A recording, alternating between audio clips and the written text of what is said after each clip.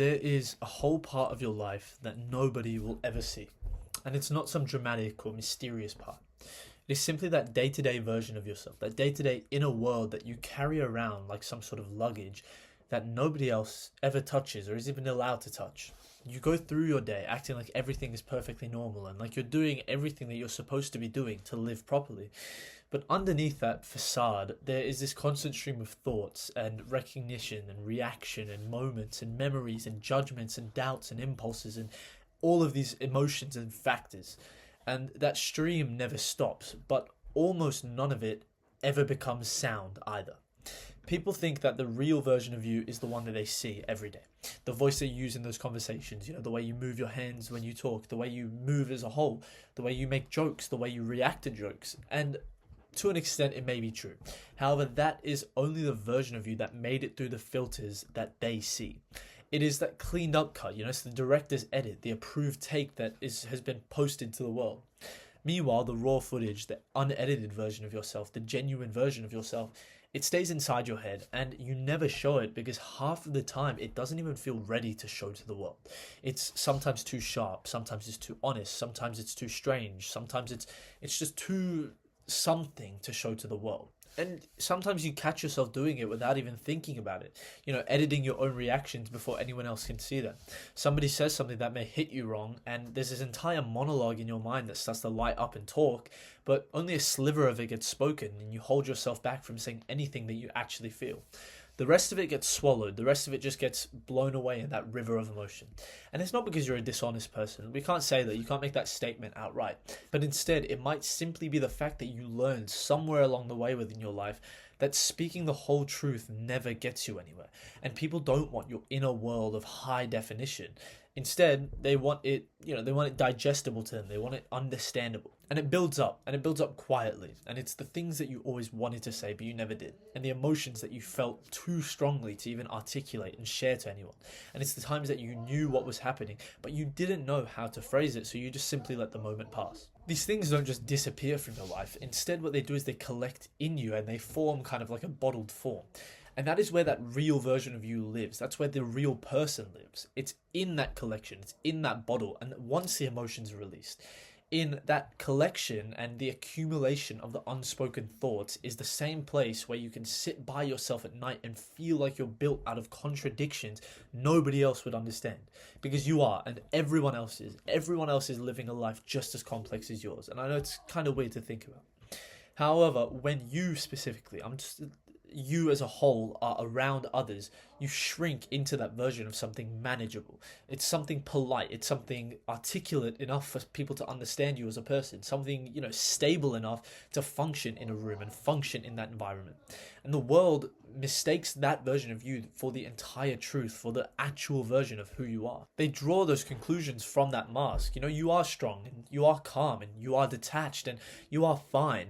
And they're not wrong about what they see about you.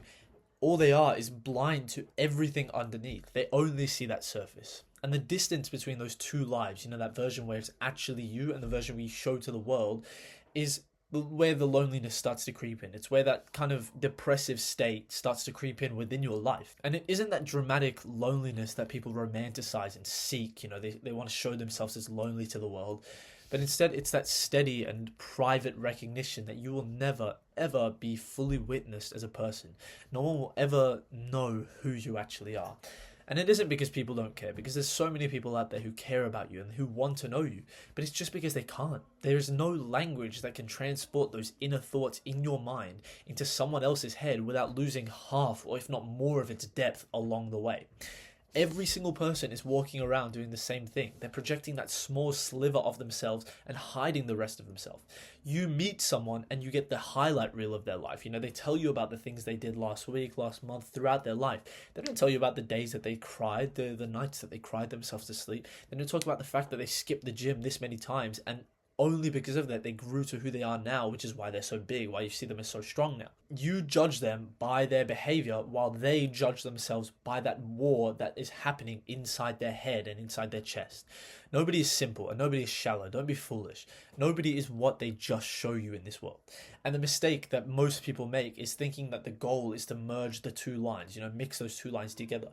And it's to make your external self match your internal one. It won't. It never will happen. That is impossible. You as a person, you as human, you're so complex and there's no chance you are ever designed for transparency. You are built for layers. The real work, the real resolution is to recognize the gap without resenting the gap. It's to understand that your internal life is allowed to be richer and it's allowed to be louder and it's allowed to be messier than anything you could ever express to anyone else. And that isn't failure. That is simply the act of being a human. Humanity is so complex. I don't even know how we got to this point right now, but it is so complex that trying to sum it all down into a 2-word sentence that you're sharing with your friend because they ask, oh yeah, how are you, is impossible. Obviously, it's impossible. It's irrational to think that you can do that because our lives, like I said 1,000 times so far, are so complex. And maybe that complexity is why that inner world within you feels so heavy. And maybe it's why it's the only place you've ever lived without performing for someone else or just performing for an imaginary crowd.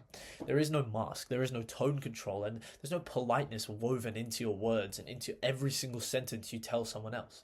It is simply you, and it's simply you unrefined. And that life you live in silence isn't the opposite of your public life. It doesn't have to be. All it has to be is the foundation of it.